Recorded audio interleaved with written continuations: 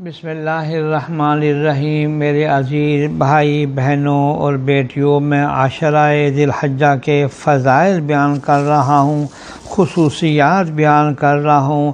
ان عشرہ ذی الحجہ میں سے ایک عبادت حج ہے۔ حج کے ارکان مثلاً عرفات میں جا کر ٹھہرنا، مزدلفہ میں رات گزارنا، جمرات کی رمی کرنا، یہ ارکان و اعمال ایسے ہیں کہ اگر انہی دنوں میں ان کو انجام دیا جائے تو عبادت ہے، اور دنوں میں اگر کوئی شخص عرفات میں 10 دن ٹھہرے تو یہ کوئی عبادت نہیں۔ دوسرے دنوں میں کوئی شخص مزدلفہ میں جا کر راتیں گزارے تو یہ کوئی عبادت نہیں۔ اور دوسری عبادت اس ماہ کے اندر ذی الحجہ کے اندر وہ قربانی ہے۔ قربانی کے لیے اللہ تبارک و تعالی نے ذی الحجہ کے 3 دنوں یعنی 10، 11 اور 12 تاریخ مقرر فرما دیے ہیں۔ اگر ان دنوں کے علاوہ اگر کوئی شخص قربانی کی عبادت کرنا چاہے تو نہیں کر سکتا۔ البتہ اگر کوئی شخص صدقہ کرنا چاہے تو بکرا ذبح کر کے اس کا گوشت صدقہ کر سکتا ہے، لیکن یہ قربانی کی عبادت ان 3 دنوں کے علاوہ کسی اور دن میں انجام نہیں دی جا سکتی۔ تو اللہ تبارک و تعالی نے اس زمانے کو یہ امتیاز بخشا ہے۔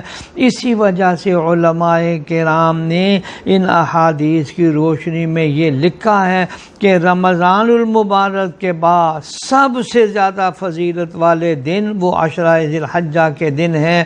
ان میں عبادتوں کا ثواب بڑھ جاتا ہے اور اللہ تعالیٰ ان دنوں میں اپنی خصوصی رحمتیں نازل فرماتے ہیں۔ علماء نے لکھا ہے کہ رمضان المبارک کے آخری عشاء کی راتیں افضل ہیں اور عشرہ ذی الحجہ کے دن افضل ہیں، کیونکہ علم یوم عرفہ بھی ہے۔ رمضان کا آخری عشرہ ہو یا ذی الحجہ کا پہلا عشرہ ہو، ان میں رات دن عبادت میں لگنا چاہیے، کیونکہ ان دونوں عشروں کی ہر گھڑی بہت مبارک ہے۔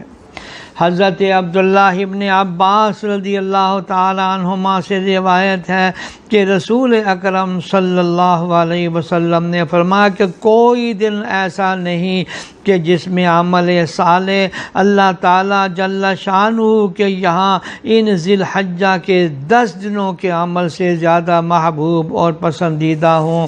صحابہ کرام نے عرض کیا، یا رسول اللہ، کیا جہاد بھی ان ایام کے عمل کے برابر نہیں؟ آپ صلی اللہ علیہ وسلم نے فرمایا، ہاں، جہاد بھی ان دنوں میں کیے ہوئے عمل کے برابر نہیں، مگر وہ شخص جو جان و مال لے کر جہاد کے لیے نکلے، پھر ان سے کوئی چیز بھی واپس نہ لائے، نہ جان نہ مال دونوں قربان کر دے، یعنی شہید ہو جائے۔ یہ بخاری شریف کی روایت سنائی ہے۔ اسی طرح ماہ ذی الحجہ کے ابتدائی 10 دنوں کی بڑی فضیلت اور اہمیت بتلائی گئی ہے۔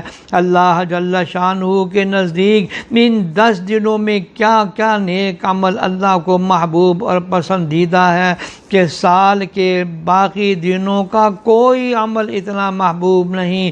سال کے تمام دنوں میں ان 10 دنوں کے نیک اعمال سب سے زیادہ مقبول اور محبوب ہیں۔ اللہ جل شانہ یہ عشرہ ذی الحجہ جو آ رہا ہے، یا اللہ ہمیں اس کے ایک لمحے کی قدر کرنے کی توفیق عطا فرما، آمین یا رب العالمین۔